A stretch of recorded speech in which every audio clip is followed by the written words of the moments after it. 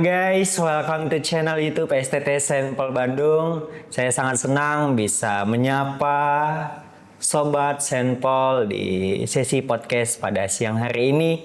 Puji Tuhan, kita bisa berjumpa lagi dalam keadaan sehat dan dalam lindungan Tuhan. Perkenalkan, saya Samuel Hia yang akan memandu perbincangan kita pada hari ini. Dan puji Tuhan, saya tidak sendirian sebab di samping saya telah ditemani seorang narasumber yang luar biasa, yaitu Bapak Donald Siwabesi MTH. Kami mengucapkan selamat datang Pak. Terima kasih Samuel. Terima kasih. Salam untuk semua ya. Nah, tentu sobat-sobat sekalian penasaran dengan apa yang akan kita bahas pada siang hari ini.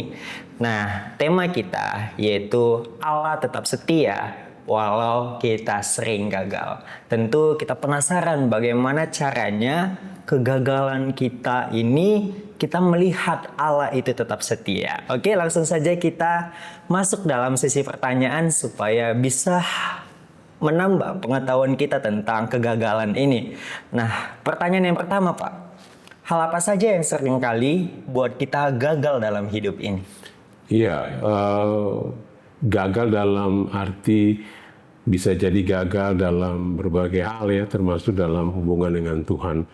Nah, kegagalan kita misalnya dalam hubungan dengan Tuhan itu bukan saja berbicara tentang kita tidak mencapai apa yang menjadi target begitu ya, tapi juga bicara tentang apa yang kemudian menjadi hati atau relasi kita dengan Tuhan. Nah, kegagalan itu bisa terjadi karena misalnya kita terlalu mengandalkan diri dan melupakan Tuhan ya. Nah, kita begitu percaya diri dan kita merasa bahwa kita bisa mencapai sesuatu tanpa memerlukan Tuhan. Juga mungkin bisa terjadi ya karena bukan mungkin ya, ini sesuatu yang pasti ya. Karena dosa dan misalnya keinginan daging kita, dosa-dosa kita misalnya hawa nafsu, keserakahan, amarah, itu kemudian bisa menjadi hal yang menyebabkan kita juga kemudian menjadi gagal. Atau kita takut gagal dan tidak mempercayai Tuhan. Misalnya kita diberhadapkan dengan sebuah tanggung jawab, kita tidak berani mengambil itu karena kita takut kegagalan. Itu juga bisa disebabkan karena kita kurang percaya kepada Tuhan ya. Misalnya Samuel mungkin pernah ikuti ya bagaimana peristiwa Petrus tenggelam ya, waktu dia berjalan di atas air. Kenapa? Karena dia takut dengan suara angin, ombak. Lalu itu juga bentuk dari apa? Dia tidak percaya kepada Tuhan. Nah, takut akan kegagalan dan tidak percaya kepada Tuhan itu bisa membuat kita menjadi gagal. Atau juga kita tidak memiliki disiplin rohani. Orang yang tidak memiliki disiplin rohani itu kemudian bisa menyebabkan kegagalan ya. Tidak setia berdoa, tidak setia merenungkan firman Tuhan. Padahal kita tahu bahwa firman Tuhan itu ingatkan kita berjaga-jagalah dan berdoalah begitulah supaya kita bisa kuat. Atau juga kegagalan itu bisa disebabkan karena apa? Pengaruh lingkungan. Ya, setuju ya? Saya mau setuju ya. Setuju, Pak. Bahwa pergaulan yang buruk itu apa? Merusak kebiasaan yang baik. Kebiasaan yang baik gitu ya. Itu kata Paulus dalam 1 Korintus 15 ayat 3 ya.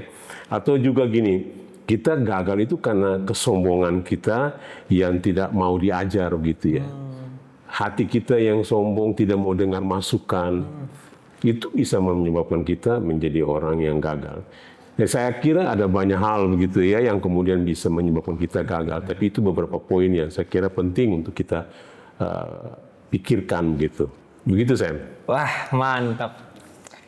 Nah, Pak, tentu apa ya, seringkali setelah gagal kita ini dihantui rasa bersalah, Pak. Apalagi kalau kita merasa sudah mengecewakan Tuhan. Nah, bagaimana cara kita sebagai anak Tuhan menghilangkan perasaan bersalah setelah kita berulang kali gagal dan mengecewakan Tuhan, Pak? Ya, yang paling penting itu begini. Yang pertama, kita harus bedakan dulu perasaan bersalah yang sehat dan perasaan bersalah yang menghukum. Nah, kita tahu kalau Roh Kudus itu bekerja dalam hidup kita, Roh Kudus akan memberikan perasaan bersalah yang sehat. Perasaan bersalah yang sehat itu akan membawa kita berujung kepada pertobatan. Tetapi perasaan bersalah yang tidak benar atau menghukumi itu cenderung kemudian membawa kita untuk terus-menerus merasa bersalah. Begitu ya, itu perasaan bersalah yang menghukum. Nah, ini yang perlu kita ingat dulu begitu ya. Lalu bagaimana caranya ya kita mengatasi rasa bersalah itu? Ya, yang paling pertama itu kita datang kepada Tuhan. Ya. Dengan apa? Dengan pengakuan yang jujur bahwa kita misalnya sudah melakukan dosa yang membuat kita gagal, kita bersalah. Lalu kemudian kita harus percaya kepada Kristus ya, percaya pada pengampunannya begitu ya. Kalau kita datang dengan jujur minta Tuhan mengampuni kita, maka kita harus percaya. Banyak kali itu kita lebih percaya pada perasaan kita. Iya, setuju Pak. Kita merasa apakah Tuhan mengampuni saya. Nah, perasaan kita itu bukan kebenaran. Yang menjadi kebenaran itu adalah karya salib Kristus begitu ya, yang kemudian membebaskan kita dan mengampuni kita. Lalu kita harus terima begitu ya, yang berikut kita harus terima identitas kita yang baru. Ya, sebagai orang yang diampuni Tuhan, kita harus terima identitas kita yang baru. Kita ini bukan produk dari kegagalan kita. Kadang-kadang kita masih terus mengidentifikasi diri kita atau membuat identitas kita seperti berkaitan dengan masa lalu ya, saya orang berdosa yang paling gagal. Padahal kita sudah di dalam Tuhan. Nah, kalau kita merasa Tuhan sudah mengampuni kita, ya, kita tahu bahwa itu kebenaran, Tuhan sudah mengampuni kita, maka identitas yang baru itu apa? Kita anak-anak Tuhan. Seperti kata Yohanes 1 ayat 12 ya. Kita adalah anak-anak dari Tuhan yang sudah mengampuni dan memulihkan kita. Lalu setelah itu ya, setelah terima identitas, kita harus apa? Harus kemudian putuskan siklus dosa itu. Ya, bukan hanya mengaku dosa dengan jujur, terima identitas sebagai anak Tuhan, orang-orang yang diampuni Tuhan, tapi apa? Harus berani mengambil langkah untuk memutuskan siklus dosa.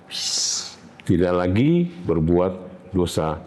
Lalu yang mungkin paling penting juga ya, izinkan diri ada dalam komunitas.